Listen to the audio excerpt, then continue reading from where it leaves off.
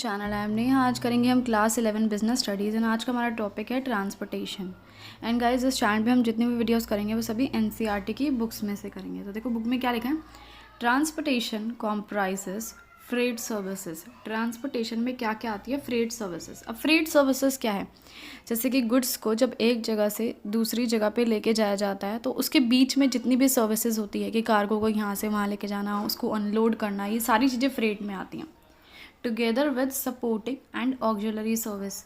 और ये supporting and auxiliary service क्या हो गई है, यानी जो एडिशनल सर्विसेज हो गई ये फ्रेट के अलावा, ठीक है, वो सारी चीज़ें आ गई है आपकी ट्रांसपोर्टेशन के अंदर। वैसे आप सबको आइडिया होता है यार, ट्रांसपोर्टेशन का मतलब ही यहाँ पे ये है कि गुड्स को एक जगह से दूसरी जगह पे लेके जाया जा रहा है, ठीक है, एक स्टेट से दूसरी स्टेट या फिर एक कंट्री से दूसरी कंट्री। सो इसमें कौन कौन से मोड्स आते हैं सबको पता है, चाहे रेल हो, चाहे रोड हो, चाहे एयर हो, चाहे सी हो, कैसे भी इन चारों तरीके से आप जो है अपने गुड्स को मूव करा सकते हैं, एक जगह से दूसरी जगह पे लेके जा सकते हैं। You have already studied the comparative advantages and disadvantages of different modes of transportation in earlier classes. यहाँ पे लिखा हुआ है कि आप पहले ही पढ़ चुके हो कि ये जो मोड्स ऑफ ट्रांसपोर्ट हैं, यानी अलग अलग तरीके जो हैं ट्रांसपोर्टेशन के, जैसे ट्रक के थ्रू लेके जा रहे हो, ट्रेन के थ्रू लेके जा रहे हो, शिप के थ्रू लेके जा रहे हो, इनकी क्या आपने अपने एडवांटेजेस हैं, क्या आपने अपने डिसएडवांटेजेस हैं, ये बचपन में हम सब पढ़ चुके हैं। Their services are considered to be important for business. अब ये जो ट्रांसपोर्टेशन सर्विसेज है हमारी, ये बहुत ज़्यादा इम्पॉर्टेंट है हमारे बिजनेस के लिए। क्यों इम्पॉर्टेंट है? Since speed is of essence in any business transaction. क्योंकि बिजनेस में चाहे कोई भी टाइप की ट्रांजैक्शन हो, कुछ भी हो, भाई स्पीड सबसे ज़्यादा ज़रूरी है। अब हमें माल को एक स्टेट से दूसरी स्टेट पे लेके जाना है, हम उसमें लगा रहे हैं 1 महीना, भाई कस्टमर की डिमांड जो है वो अभी है, 1 महीने बाद सामान पहुँचा रहा है तो उसका क्या बेनिफिट है, कस्टमर कोई और प्रोडक्ट खरीद लेगा आपका, है ना।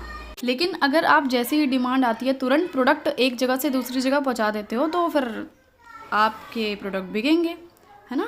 Also transportation removes the hindrance of place. Transportation की हेल्प से हिंड्रेंस ऑफ प्लेस हटाया जा सकता है। इसका मतलब क्या है हिंड्रेंस ऑफ प्लेस का? इसका मतलब है कि गुड्स का प्रोडक्शन एक जगह पे होता है, किसी एक फैक्ट्री में, किसी एक स्टेट में होता है, लेकिन उसका कंजप्शन है, उसका जो यूज़ है वो हर जगह होता है, हर कंट्री में होता है। अब जैसे कि टी है, जैसे दार्जिलिंग वगैरह में होती है ये, लेकिन चाय तो यार इंडिया की हर स्टेट में पी जाती है ना।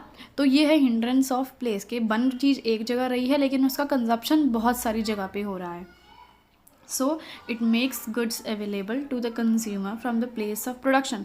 सो ट्रांसपोर्टेशन क्या हेल्प करता है, गुड्स को कंज्यूमर तक पहुंचाता है, कहाँ से उठा के, प्रोडक्शन की जगह से उठा के।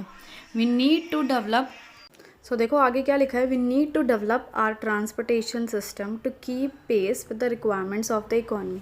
सो हमारे लिए बहुत ज़्यादा ज़रूरी है कि हम अपने ट्रांसपोर्टेशन सिस्टम को डेवलप करें ताकि हमारी जो इकोनॉमिक रिक्वायरमेंट्स हैं, यानी जो बिजनेसेस हैं बड़े बड़े, उनकी जितनी ज़रूरतें हैं वो सारी पूरी हो सके।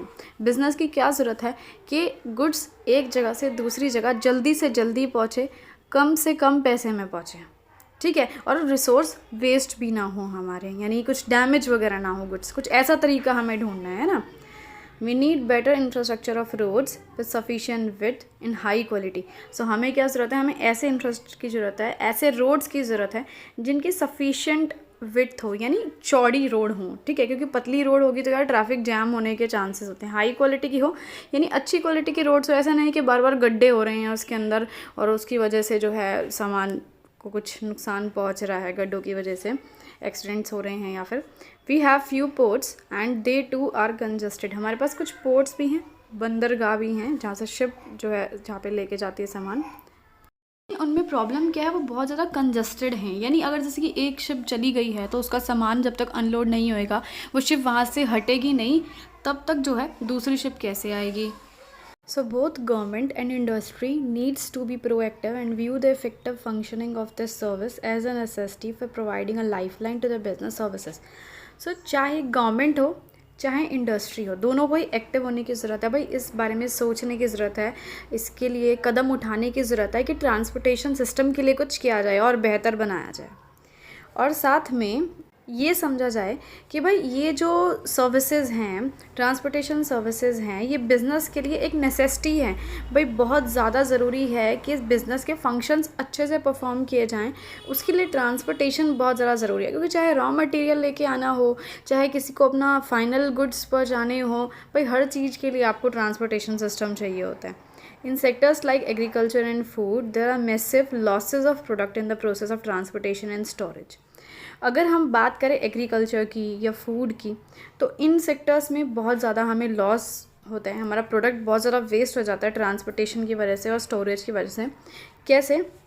सपोज़ ट्रांसपोर्टेशन सिस्टम अच्छा नहीं मिला या पहुंचाने में गुड्स अपने को लेट हो गया, तो कुछ ऐसे प्रोडक्ट होते हैं जो बहुत जल्दी ख़राब हो जाते हैं, जैसे दूध वगैरह होता है।